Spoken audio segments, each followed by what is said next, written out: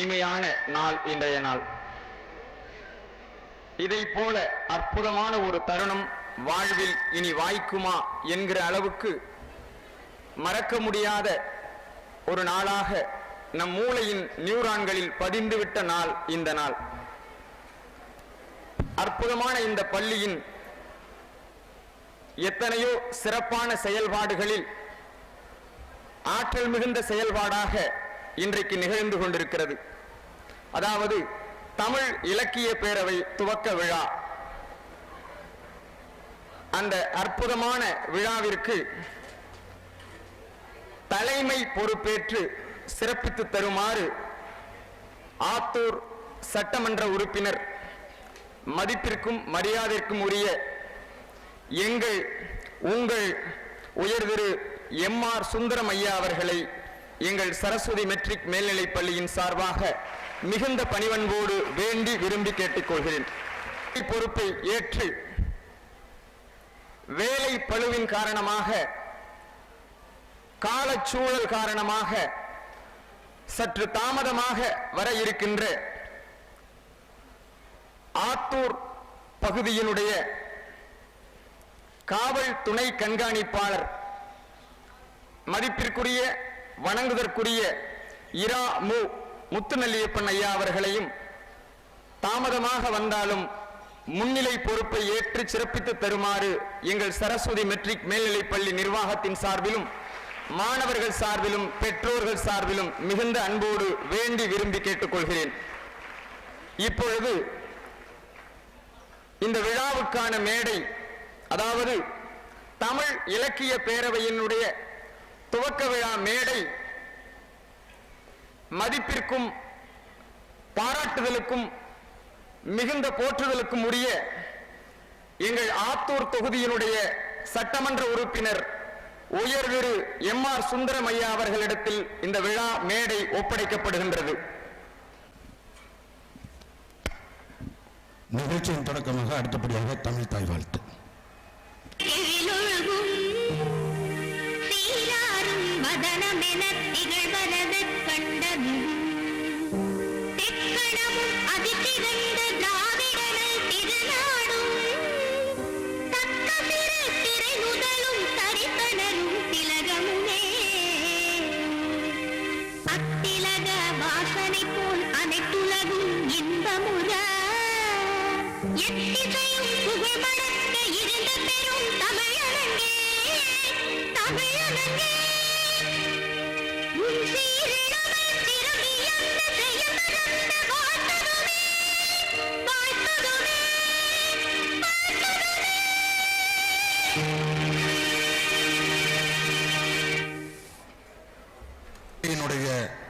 தமிழாசிரியர் திரு மரியாதைக்குரிய தம்பி ரவி அவர்கள் வாழ்த்துரை வழங்குமாறு கேட்டுக்கொள்கின்றேன். இலக்கியம் உலக அரங்கில் ஒரு சிந்தனையை நான் நினைத்து பார்க்கிறேன். உலகத்தில் இருக்கக்கூடிய அறிஞர்கள் சொல்கிறார்கள், ஒரு மனிதனுடைய வாழ்க்கைக்கு 3 அம்சங்கள் மிக முக்கியமானவை. ஒன்று இலக்கியம், மற்றொன்று வரலாறு, மற்றொன்று அறிவியல். அறிவியல் மனிதனை இறந்த காலத்திலிருந்து நிகழ்காலத்திற்கு, எதிர்காலத்திற்கு எடுத்துச் செல்கிறது. வரலாறு இறந்த காலத்தில் நிகழ்ந்த தவறுகளை நிகழ்காலத்திலும் எதிர்காலத்திலும் நடவாமல் பார்த்துக் கொள்கிறது. இலக்கியம் மனிதனை மனிதனாக வைத்துக் கொள்ள உதவுகின்றது. ஆல்பர்ட் ஐன்ஸ்டீன் இடத்திலே கேட்டார்கள், இயற்பியலினுடைய கடினமான மூளை முடுக்கெல்லாம் சென்று ஆராய்ந்தவர் நீங்கள், அப்படிப்பட்ட கடுமையான கருத்துக்களை உள்வாங்கிக் கொள்ளும் நீங்கள், எப்பொழுதும் சிந்தனை வயப்பட்டிருக்கக்கூடிய நீங்கள், எப்பொழுதும் ஆழ்ந்து ஆழ்ந்து இருக்கக்கூடிய எண்ணத்திலே நீந்திக் கொண்டிருக்கக்கூடிய நீங்கள் எப்படி அந்த ஆழமான நிலையிலிருந்து லேசாகின்றீர்கள் என்று கேட்டபோது ஆல்பர்ட் ஐன்ஸ்டீன் சொன்னார், அது மிகவும் சுலபமானது. ஒரு இலக்கிய புத்தகத்தை, ஒரு கவிதையை எடுத்து வாசித்தால் என்னிடத்தில் இருக்கக்கூடிய அத்துணை இறுக்கங்களையும் விட்டுவிட்டு நான் தளர்ச்சியாகி மிக இயல்பான மனிதனாக மாறிவிடுகிறேன் என்று விஞ்ஞானிகளுக்கெல்லாம் விஞ்ஞானியாக திகழ்கின்ற சர் ஐசக் நியூட்டனுடைய சிந்தனைகளையே, கண்டுபிடிப்புகளையே கேள்விக்கு உள்ளாக்கிய, அவரை பின்னுக்கு தள்ளிய ஆல்பர்ட் ஐன்ஸ்டீன் கூறுகிறார். அப்ப எந்த துறையில இருக்கக்கூடியவர்களாயினும் இலக்கியம் அவனை சிறப்பாக வழிநடத்தி செல்கிறது, அவனை சிறப்பாக முன்னெடுத்து செல்கின்றது. அந்த வகையில் அனைவருக்குமான ஒரு அம்சம் இந்த உலகத்தில் இருக்கிறது என்று சொன்னால் அறிவியலை காட்டிலும் வரலாற்றை காட்டிலும் இலக்கியங்கள் முதன்மையானதாக திகழ்கின்றது. அப்படிப்பட்ட அற்புதமான அந்த இலக்கிய பேரவையினுடைய துவக்க விழா நிகழ்ச்சியிலே வரவேற்புரை ஆற்றுவதற்காக உங்களுடைய முன்னால் நின்று கொண்டிருக்கிறேன். அற்புதமான தருணம். ஒரு மனிதனுக்கு வாழ்வில் இதை போன்ற தருணங்கள் அடிக்கடி வாய்த்துக் கொண்டே இருக்க வேண்டும். அப்பொழுதுதான் மனிதன் மனிதனாக இருக்க முடியும்.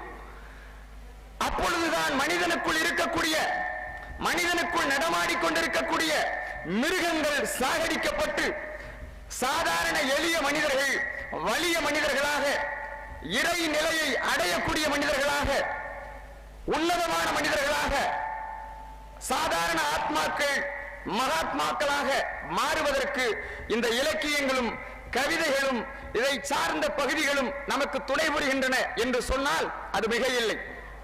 அப்படிப்பட்ட அற்புதமான தருணத்தில் இங்கே உங்கள் காதுகளுக்கு பக்கத்தில் என் தமிழை கொண்டு வந்து சேர்த்துக் கொண்டிருக்கிறேன். ஒரு சின்ன சின்ன செய்திகளால் இந்த வரவேற்புரையை நிறைவு செய்து கொள்ளலாம் என்று கருதுகிறேன். இந்த அற்புதமான விழாவிற்கு தலைமை பொறுப்பேற்று இருக்கக்கூடியவர் சாதாரண மனிதராக தோன்றி அசாதாரணமான ஒரு மனிதனாக இந்த மண்ணிலே உலவிக் கொண்டிருக்கக்கூடியவர், எளிய மக்களோடு கலந்து பழகி அவர்களுடைய சுகங்களை தன்னுடைய சுகங்களாக கிரகித்துக் கொண்டு அவர்களுடைய துக்கங்களை தன்னுடைய துக்கமாக உள்வாங்கிக் கொண்டு அதற்குரிய தீர்வாக இருக்கக்கூடியவர் நம் ஆத்தூர் தொகுதியினுடைய சட்டமன்ற உறுப்பினர். முன்னால் மிகப்பெரிய கேள்விக்குறி, வினாக்குறி நின்று கொண்டிருக்கிறது. எளிமையாக இவரை அணுகலாம், எளிமையாக நம்முடைய துன்பங்களையும் கஷ்டங்களையும் பிரச்சனைகளையும் முன்னெடுத்து வைக்கலாம். உடனடியாக ஒரு ஒற்றை தொலைபேசியில் அதற்கு தீர்வு சொல்லக்கூடிய ஒரு ஈரம் கசியக்கூடிய ஒரு மனதுக்கு சொந்தக்காரர் நம் ஆத்தூர் சட்டப்பேரவையினுடைய உறுப்பினர் ஐயா அவர்கள்.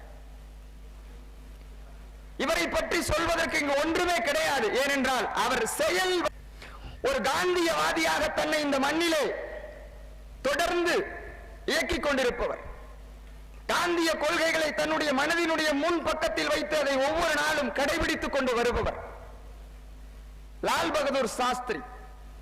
ஒரு முறை லால் பகதூர் சாஸ்திரியை சந்திப்பதற்காக அவருடைய நண்பர் வந்திருந்தார். வெகு நேரம் உரையாடி கொண்டிருந்தார். பிறகு அவர் செல்கிற போது லால் பகதூர் சாஸ்திரி இடத்திலே கேட்டார், வீட்டிலே மிகுந்த வறுமையாக இருக்கிறது. ஏனென்றால் அன்றைக்கு காங்கிரஸ் கட்சியில் இருக்கக்கூடியவர்களுடைய நிலை அதுதான். ஒரு 10 ரூபாய் உங்களால் கடன் கொடுக்க முடியுமா என்று லால் பகதூர் சாஸ்திரியிடம் அந்த நண்பர் கேட்கிறார். லால் பகதூர் சாஸ்திரி கையை பிசைகிறார். என்னிடத்தில் தொகை இல்லையே, நான் என்ன செய்வது? மனைவியினுடைய முகத்தை ஏறிட்டு பார்க்கிறார். அந்த நண்பரோ எப்படியாவது அந்த 10 ரூபாய் தொகையை எனக்கு கொடுங்கள், அப்பொழுதுதான் என்னுடைய பிரச்சனை தீரும் என்கிற அந்த ஒரு நோக்கத்தோடு பார்க்கிறார். மனைவியை பார்ப்பதை தவிர லால் பகதூர் சாஸ்திரிக்கு வேறு ஒன்றும் வழி இல்லை. வீட்டினுடைய 4 பக்கங்களையும் வெறிக்கிறார். என்ன செய்வதென்று தெரியவில்லை. அவருடைய மனைவி சைகை செய்கிறார். எழுந்து உள்ளே சமையல் கூடத்திற்கு செல்கிறார். என்னிடத்திலே 10 ரூபாய் இருக்கிறது, அதை உங்கள் நண்பருக்கு கொடுத்து உதவுங்கள் என்று சொல்லி அந்த 10 ரூபாயை கடுகு டப்பாவில் இருந்து எடுத்து கொடுக்கிறார். அதை நண்பரிடத்திலே கொடுக்கிறார்.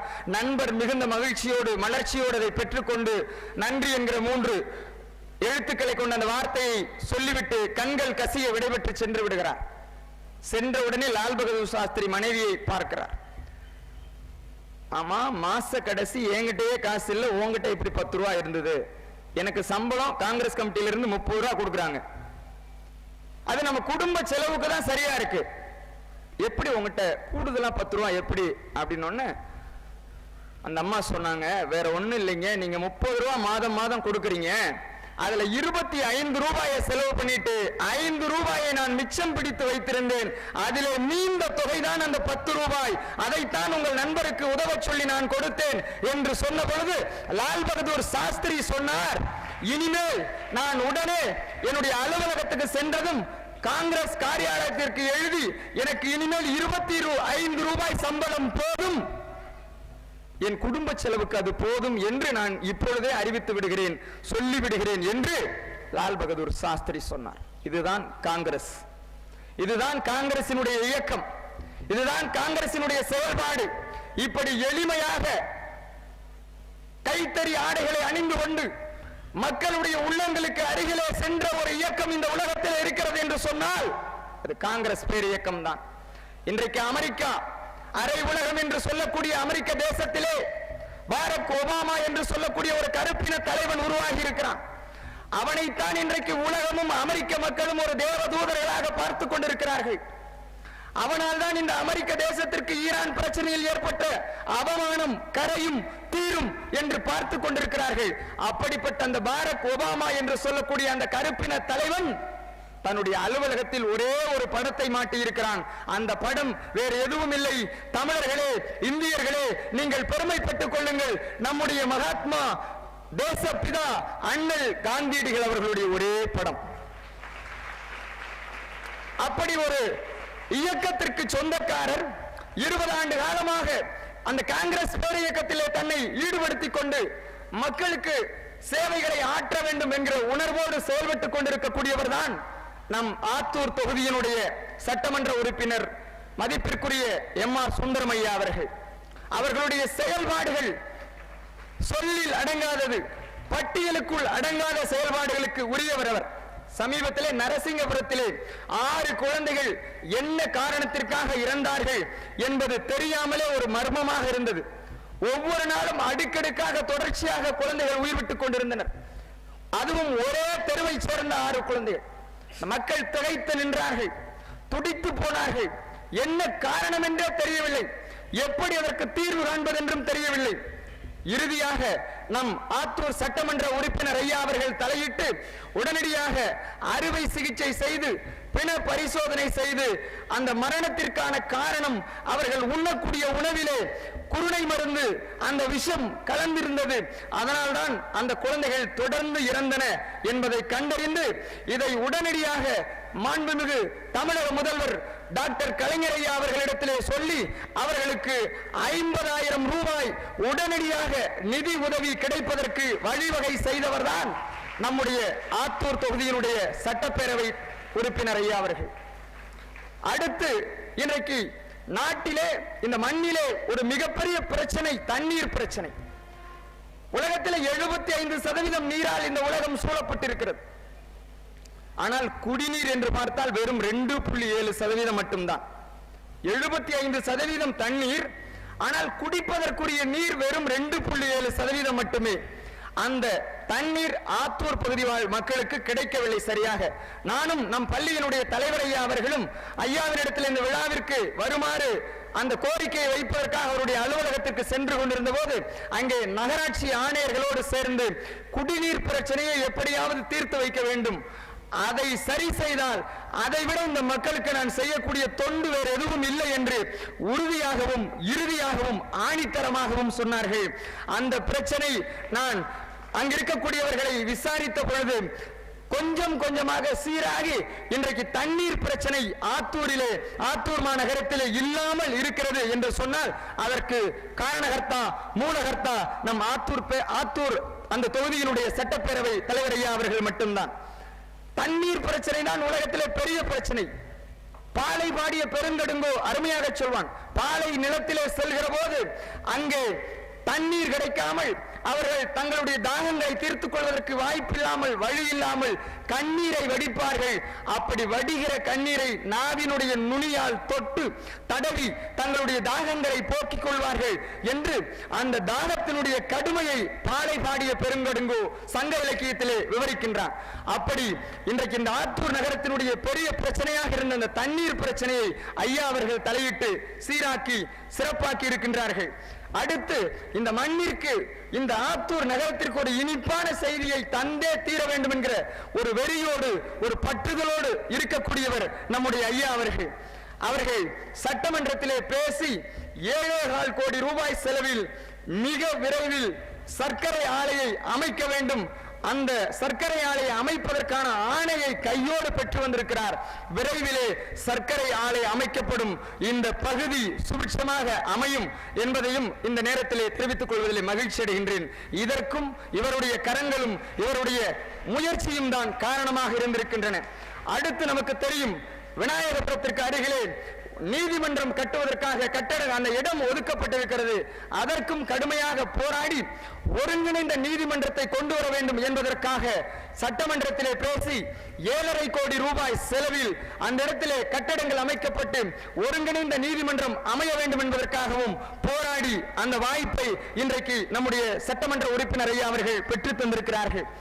இன்றைக்கு எவ்வளவோ கருத்துக்கள் இந்த மண்ணிலே தோன்றி இருக்கின்றன. ஈரோட்டிலே வெந்தாடி வேந்தர், பகுத்தறிவு பகலவன் என்றெல்லாம் அழைக்கக்கூடிய தந்தை பெரியார் அவர்கள் இந்த மண்ணிலே பகுத்தறிவு சிந்தனைகளை வளர்த்திருக்கிறார்கள். அப்படிப்பட்ட சூழலிலும் இன்றைக்கும் சரியோ தவறோ எதை பற்றியும் கவலைப்படாமல் அமைதியை தேடி மனிதர்கள், தமிழர்கள் அலைந்து கொண்டிருக்கிறார்கள். அப்படி அமைதியை தேடி இறை வழிபாட்டுக்காக பழனிக்கும், அதாவது திருப்பதிக்கும் செல்வதற்கு ஆத்தூர் மாநகரத்திலிருந்து பேருந்து வசதியை ஐயா அவர்கள் செய்து கொடுத்திருக்கிறார்கள். அது மட்டுமல்லாமல் இன்னும் விரிவாக்கப்பட்ட அரசு மருத்துவமனை, நவீன கருவிகளோடு உள்ளடங்கிய மருத்துவமனையை உருவாக்கி தர வேண்டும் என்பதற்காகவும் தொடர்ந்து அதற்கான ஆணையையும் பெற்று தந்திருக்கிறார்கள். இப்படி இவருடைய சாதனைகளை சொல்லி மாளாது. ஏனென்றால் நேரம் கருதி இவருடைய சாதனைகளை சுருக்கி சொல்லிவிட்டு இப்படிப்பட்ட சிறப்புகளை எல்லாம் பெற்றிருக்கக்கூடிய அந்த ஒரு சிறந்த மனிதர் தான் நம்முடைய இந்த இலக்கிய பேரவையினுடைய துவக்க விழாவிற்கு பொருத்தமான ஒரு தலைமையை ஏற்றிருக்கின்றார்கள். இவரை பற்றி சுருக்கமாக சொல்ல வேண்டும் என்றால், உப்பை போல எளிமையானவர், பெண் கற்பை போல வலிமையானவர். இது ஒன்றே போதும். நீங்கள் கருதி இருக்கலாம் இதை முன்பே சொல்லி இருக்கலாமே என்று. ஆக என்னதான் சுருக்கமாக சொன்னாலும் விரிவாக சொல்வதில் இருக்கக்கூடிய அழகு அதிலே இருக்காது. அதனால் தான் இதை நான் குறிப்பிட விரும்புகிறேன். ஏனென்றால் இப்படிப்பட்ட அவருடைய செயல்பாடுகள் மாணவ நெஞ்சங்களில் பதிய வேண்டும். எதிர்காலத்தில், வருங்காலத்தில் இதைவிட பன்மடங்கு ஆற்றல் வாய்ந்த செயல்பாடுகளை நீங்கள் பெற வேண்டும் என்பதற்காக இந்த சம்பவங்களை நான் குறிப்பிட்டேன். தொடர்ந்து அவருக்கு காலம் இருக்கிறது, வாய்ப்பு இருக்கிறது, வசதிகள் இருக்கிறது. அவருடைய தலைவருடைய வழிகாட்டுதலின் பேரில் அந்த காங்கிரஸ் பேரியக்கத்தினுடைய வழி நின்று அவர்களுடைய அந்த விதிமுறைகளுக்கு கட்டுப்பட்டு நிச்சயமாக இந்த ஆத்தூர் மாநகரத்தினுடைய சிறப்புகளையும் அந்த பேறுகளையும் உயர்வாக உயர்த்தி காட்டுவார் என்பதிலே எந்த மாற்று கருத்தும் கிடையாது என்பதை இந்த நேரத்திலே தெரிவித்துக் கொள்கின்றேன்.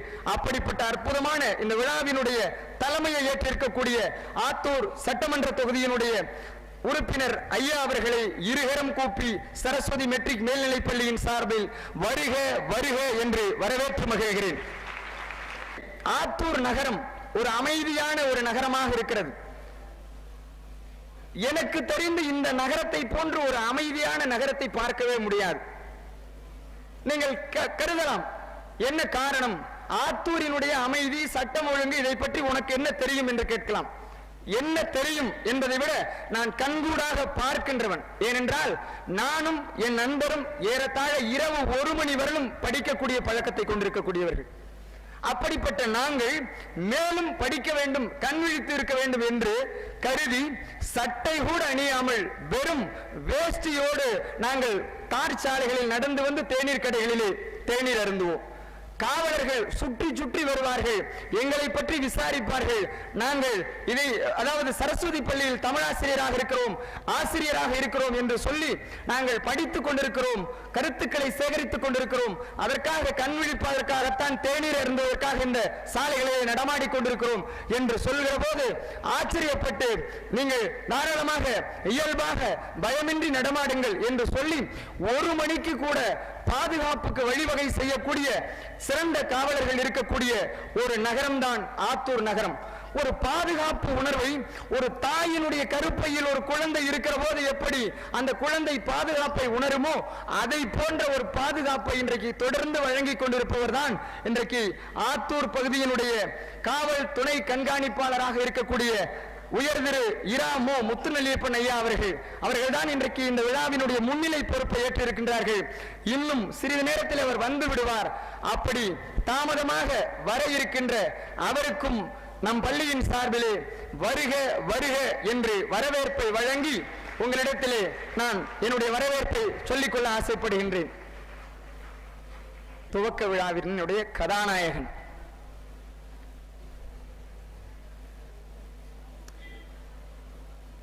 இந்த உலகத்திலே எத்தனையோ தம்பிகள் எனக்கு உண்டு.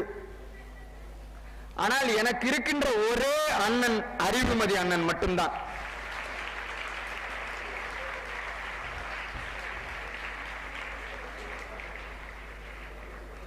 தமிழுக்கு எப்படி அகரமோ தமிழ் கவிதைக்கு சிகரம் அறிவுமதி அண்ணன்.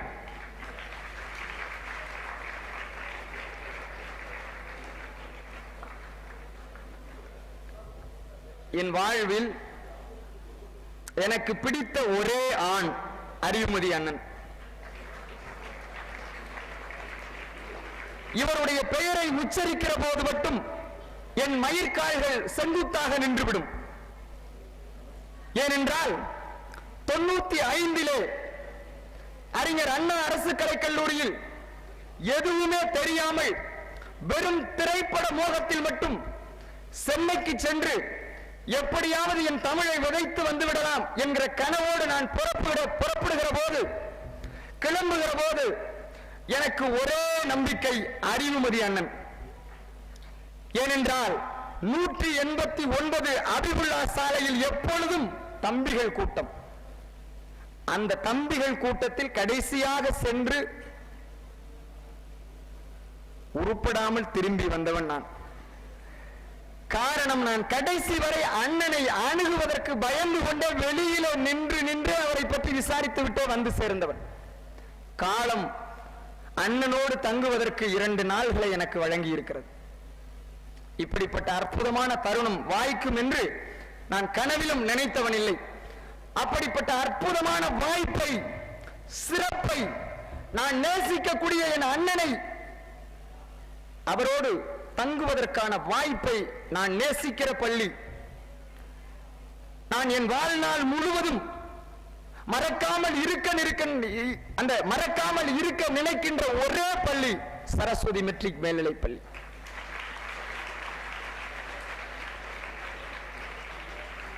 அறிவுமதி அண்ணனை பற்றி சொல்ல தேவையில்லை. சூரியனுக்கு விலாசம் தேவையில்லை, காற்றுக்கு முகவரி தேவையில்லை, சர்க்கரைக்கு இனிப்பை பற்றி யாரும் அறிமுகம் செய்து வைக்க தேவையில்லை, எறும்புக்கு உழைப்பை யாரும் சொல்லித்தர தேவையில்லை, தேனீக்களுக்கு அதன் பணியினுடைய முக்கியத்துவம் பற்றி யாரும் சொல்லித்தர தேவையில்லை. அப்படிப்பட்ட அறிமுகம் தேவையில்லாத ஒரே முகம் அறிவுமதி அண்ணன். அண்ணனுக்கு முன்னால் தம்பிகள் எல்லாம் புதுமுகங்களாக அமர்ந்திருக்கிறார்கள். ஆனால் அண்ணன் பேசி முடிக்கிற போது இவர்கள் அனைவரும் அறிமுகமாகி புதுமுகம் என்பதை மறந்து அவரோடு ஐக்கியமாகி விடுவீர்கள் என்பது உறுதி. யார் இந்த அண்ணன்? எப்படி இவர் உருவாகி கருவானார்? இவருடைய நதி மூலம் என்ன? இவரை சுற்றி ஏன் இத்தனை தம்பிகள் கூட்டம்? தம்பிகளை கணக்கிட்டால் எண்ணிக்கை முடியாது. விருதாசலத்திலே ஒரு சாதாரண கிராமத்தில் இருந்து சுரந்து நடந்து தமிழ் பழகி சென்னை சென்றவர். நான் முதலாக அறிவுமதி அண்ணனிடத்திலே சென்று நேருக்கு நேராக 97 அமர்ந்து பேசுகிற வாய்ப்பை பெற்றேன். அண்ணா, உங்களோடு நான் பேச வேண்டும், நான் கிறிஸ்தவ கல்லூரி தமிழ் மாணவன் என்று சொன்னபோது, சொல்றா கண்ணு என்று உரிமையோடு அழைத்தார். சொல்றா தம்பி, என்ன சொல்லு, என்ன படிக்கிற? ஆனா இந்த மாதிரி நான் முனைவர் பட்ட ஆய்வாளரா இருக்கிறேன் அப்படின்னு அண்ணன் சொன்ன ஒரே அறிவுரை, தயவு செய்து படிப்பை மட்டும் விட்டு விடாதே. நீ திரைப்பட துறையிலெல்லாம் பிறகு பார்த்து கொள்ளலாம், படிப்பை மட்டும் எந்த சூழ்நிலையிலும் விடாமல் தொடர்ந்து உன்னுடைய ஆய்வு படிப்பை முடித்து நீ முனைவர் பட்டம் வாங்கிவிடு, எப்படியாவது இறுதியாக பிறகு எல்லாவற்றையும் பார்த்து கொள்ளலாம் என்று அறிவுரை சொல்லி அனுப்பி வைத்தார். மாணவ செல்வங்களே, பெற்றோர்களே, ஆசிரியர் நண்பர்களே, அந்த ஆண்டவனே வந்து இப்படி ஒரு அறிவுரையை சொல்லி இருந்தால் கூட நான் அன்றைக்கு ஏற்றுக்கொண்டிருக்க மாட்டேன். ஆனால் அறிவுமதி அண்ணன் சொன்னார், நான் அப்படியே ஏற்றுக்கொண்டேன். இன்றைக்கு அவருடைய சொல்படி நான் நடந்து கொண்டிருக்கிறேன். அவர் ஒரு புள்ளி வைத்தால் அதை மறுப்பதற்கு இங்கு தம்பிகள் கிடையாது. அவர் என்ன நினைக்கின்றாரோ, என்ன எதை கருதுகிறார்களோ அதை அப்படியே நிகழ்த்தி காட்டக்கூடிய தம்பிகள் தான் அவருடைய தம்பிகள். ஒரு முறை நான் சென்னைக்கு சென்றிருந்தேன். என்னுடைய நண்பர் சொன்ன தகவல் நான் கேட்டு பிரமித்து போனேன். இயக்குனர் இமயம் பாரதி ராஜா அவர்கள் ஈரநிலம் என்று ஒரு படம் எடுத்துக் கொண்டிருந்தார். அப்பொழுது அந்த படத்திற்கு அண்ணனுடைய இயக்குனர், அதாவது இயக்குனர் இமயம் பாரதி ராஜாவினுடைய ஆத்மார்த்தமான ஒரு நெருங்கிய நண்பர், தோழர், அவருக்கு எல்லாமும் ஆனவர் அண்ணனை 2 பாடல்கள் எழுதுவதற்காக இயக்குனர் இமயம் பாரதி ராஜா அவர்கள் அழைத்திருந்தார். அண்ணன் அப்பொழுது வெளிநாடு சென்றிருந்தார். அண்ணன் வெளிநாட்டு இந்த பயணத்தை முடித்துவிட்டு சென்னைக்கு வருகிறார். வந்தவுடன் இந்த மாதிரி இயக்குனர் இமயம் பாரதி ராஜா அவர்கள் உங்களை அலுவலகத்திற்கு வர சொன்னார் என்று சொன்னதும் உடனடியாக அலுவலகம் செல்கிறார். சென்ற பொழுது அங்கு பாரதி ராஜா அவர்கள் இல்லை. அவர்களுடைய உதவியாளரிடத்தில் கேட்கிறார், என்ன காரணம், எதற்காக இயக்குனர் என்னை வர சொன்னார் என்று கேட்ட பொழுது, இயக்குனர் உங்களை இந்த படத்தில் 2 பாடல்கள் எழுதுவதற்காக வர சொல்லி இருக்கிறார், நீங்கள் தான் அதை எழுத வேண்டும், நீங்கள் தான் இயக்குனருடைய மண்ணின் மனத்தை சரியாக சொல்லக்கூடிய தமிழ் உங்களுடைய தமிழ் மட்டும்தான் என்று ஆணையிட்டிருக்கிறார். அதனால் அந்த பாடல்களுக்கான சூழல்களை பெற்றுக்கொண்டு நீங்கள் பாடலை எழுதி தர வேண்டும் என்று அண்ணனிடத்திலே இயக்குனர் இமயத்தினுடைய உதவியாளர்கள் சொல்கின்றார்கள். அப்பொழுது அண்ணன் சொன்னார், வேண்டாம், நான் எழுதுவதை விட என் தம்பிகள் எழுதுவதுதான் இந்த காலகட்டத்தில் முக்கியமானது. அதனால் எனக்கு கொடுப்பதாக இருந்த 2 பாடல்களை, ஒன்றை என் தம்பி யுகபாரதிக்கும் என் இன்னொரு தம்பி நா முத்துக்குமாருக்கும் கொடுத்து விடவும் என்று சொல்லிவிட்டு உதவியாளரிடத்திலே ஒரு தாளை கேட்டார். ஒரு வெள்ளை தாளை கொண்டு வந்து கொடுத்தார். எழுதுகோலை எடுத்தார். என் தாய் பாரதி ராஜாவுக்கு என்று எழுதினார். கீழே எனக்கு கொடுப்பதாக இருந்த பாடல்கள் 2ஐயும் ஒன்றை என் தம்பி யுகபாரதிக்கும் இன்னொன்றை என் தம்பி நா முத்துக்குமாருக்கும் கொடுத்து விடவும் நன்றி என்று சொல்லி அந்த தாளிலே எழுதி அந்த இயக்குனர் இமயத்தினுடைய மேசையின் மீது வைத்துவிட்டு ஒரு காகித அழுத்தியை வைத்துவிட்டு அண்ணன் அவர்கள் அலுவலகத்திற்கு திரும்பி வந்து விட்டார். இதுதான் அண்ணன், இவர்தான் அறிவுமதி அண்ணன். இப்படிப்பட்ட தாய்மை உணர்வு எனக்கு தெரிந்து இந்த தமிழ் மண்ணிலே வேறு யாருக்கும் கிடையாது. மன்னித்துக் கொள்ளுங்கள், இதை சொல்கிற போது மட்டும் ஒரு ஏக வசனத்தை பயன்படுத்திக் கொள்கிறேன். இந்த தாய்மை உணர்வு இந்த மண்ணிலே எவனுக்கும் கிடையாது. என் அண்ணனுக்கு மட்டும்தான் இந்த உணர்வு இருக்கிறது. இது ஒன்றும் மிக இல்லை, நான் உணர்ந்தது. ஏனென்றால் நான் வேறு யாரை பற்றி பேச வேண்டும் என்றாலும் கருத்துக்களை சேகரித்து பேசலாம். ஆனால் அண்ணனை பற்றி பேசுகிற போது இயல்பாக என் உள்ளத்தில் இருந்து வரக்கூடிய செய்தி, லண்டனிலே ஒரு சம்பவம். 2ஆம் உலகப் போர் பயங்கரமா நடந்துகிட்டு இருக்கு. அப்ப வின்சென்ட் சர்ச்சில் ஒரு விஷயத்துக்காக பிரியப்படுகிறார். எப்படியாவது ஒரு பாராட்டு கூட்டத்தை இந்த லண்டன் மாநகரத்தில் நிகழ்த்தி விட வேண்டும். எப்படியாவது அடால்ப் ஹிட்லருடைய விமானங்கள், தரைப்படைகள் தொடர்ந்து லண்டன் மாநகரத்தை சிதைத்து விட வேண்டும் என்பதற்காக குண்டு மழையை பொழிந்து கொண்டிருக்கிறது. இப்படிப்பட்ட காலகட்டத்தில் எப்படியாவது ஒரு பாராட்டு கூட்டத்தை என் தலைமையில் நடத்திவிட வேண்டும் என்று வின்ஸ்டன் சர்ச்சில் விரும்புகிறார். அவர் விருப்பப்படியே தரையினுடைய அடியில் இருக்கக்கூடிய ஒரு மாளிகையிலே அந்த பாராட்டு கூட்டம் நடைபெறுகிறது. பாராட்டு கூட்டம் சிறப்பாக நடைபெற்று முடிந்து விடுகிறது. முடிந்த பிறகு அங்கு இருக்கக்கூடிய நிருபர்கள் கேட்கிறார்கள், இது உங்களுக்கே அநியாயமாக தெரியவில்லையா? ஹிட்லருடைய படை, அதாவது ஜெர்மானிய படைகள் இங்கிலாந்தினுடைய தலைநகரமான லண்டன் மாநகரத்திலே குண்டுகளை பொழிந்து கொண்டிருக்கிறது. இந்த நகரத்தை அழிக்க வேண்டும் என்பதற்காக தொடர்ந்து போராடி கொண்டிருக்கிறது. இப்படிப்பட்ட ஒரு சூழலில் இது தேவையா என்று கேட்கிறார்கள். வின்ஸ்டன் சர்ச்சில் சொல்கிறார், இது அவசியம் தேவை. காரணம், இந்த உலக போரிலே நான் ஒருவேளை என் நாடு தோற்றால் நான் இறந்து கூட போய்விடலாம். அப்படி என் மரணம் சம்பவிப்பதற்குள் இந்த விழாவை நான் நடத்தியே தீர வேண்டும். ஏனென்றால் இந்த விழாவினுடைய நாயகன் எனக்கு மிகவும் பிடித்தமானவன், என் மனதிற்கு இதமானவன். இன்னும் சொல்ல போனால் அவனுடைய வரிகள் தான் என்னை இவ்வளவு பெரிய தலைவனாக உருவாக்கி இருக்கிறது. அதனால் என் வாழ்நாளில் நான் இப்படிப்பட்ட ஒரு நிகழ்ச்சியை என் தலைமையிலே நடத்தி அவனை கௌரவப்படுத்த வேண்டும் என்று வின்ஸ்டன் சர்ச்சில் சொல்கிறார். ஐயா, நீங்க பாராட்டு கூட்டம் நடத்துங்க, ஒன்றும் பிரச்சனை இல்லை. இன்றைக்கு யார் நம் நகரத்தின் மீது, லண்டனின் மீது குண்டுமலை பொழிந்து கொண்டிருக்கிறார்களோ, யார் நம் நகரத்தை அழிக்க வேண்டும் என்று துடித்துக் கொண்டிருக்கிறார்களோ, அந்த நாட்டுக்கு சொந்தக்காரர் அல்லவா நீங்கள் பாராட்ட நினைக்கக்கூடியவர். ஜெர்மனியை சேர்ந்தவர், உங்களுடைய எதிரி அடால்ஃப் ஹிட்லரினுடைய நாட்டை சார்ந்தவர். அவரை போய் அழைச்சிட்டு வந்து பாராட்ட கூட்டம் நடத்துறீங்களே, என்ன நியாயம் அப்படின்னு அவர் சொன்னாரு. ஒரு இங்கே நியாயம் அநியாயம் என்பதை பார்க்காதீர்கள். அவர் கவிஞர், கவிஞன் நாடு மொழி இனம் இதற்கெல்லாம் அப்பாற்பட்டவன். அவன்தான் கதே என்று சொல்லக்கூடிய ஜெர்மனியினுடைய சிறந்த கவிஞன், உலகத்திலே ஆற்றல் மிகுந்த கவிஞனாக இருந்த அந்த கதே என்று சொல்லக்கூடிய கவிஞன். அந்த கதே என்று சொல்லக்கூடிய அந்த கவிஞனுடைய வரிகள் தான் என்னை புடம் போட்டன. கரியாக இருந்த என்னை வைரமாக மாற்றியது, மேகமாக இருந்த என்னை துளியாக மாற்றியது, வெறும் குயிலாக இருந்த என்னை இசையாக மாற்றியது. அதனால் அவனுக்கு என் வாழ்நாளில் என் நுரையீரலை விற்று காற்று தப்பிப்பதற்குள், காற்று என் நுரையீரலை தீண்டுவதற்கான சூழலை இழப்பதற்குள் அவனுக்கு ஒரு பாராட்டு கூட்டத்தை நடத்த வேண்டும் என்று விரும்பினேன். நடத்திவிட்டேன். இனி மரணத்தை நான் மகிழ்ச்சியோடு கம்பீரத்தோடு ஏற்றுக்கொள்கிறேன் என்று வின்ஸ்டன் சர்ச்சில் சொன்னார். இப்படி கவிஞர்களை பாராட்டுவதற்கும், கவிஞர்களை ரசிப்பதற்கும், கவிஞர்களை உள்வாங்கிக் கொள்வதற்கும் நாடு, மொழி, இனம், மதம், பகை, நண்பர்கள் எதுவுமே தடையாக இல்லை.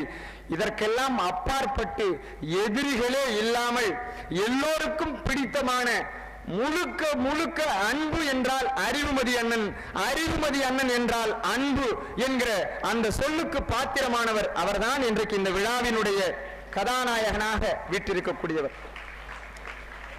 இவர் செய்யாத இலக்கியங்கள் கிடையாது, இவர் எழுதாத கவிதைகள் கிடையாது. உணர்வு பூர்வமான ஒரு மனிதர் எழுதுகிறார். அணுத்திமிர் அடக்கு என்று சொல்லக்கூடிய அந்த தொகுதியிலே அற்புதமான கவிதை.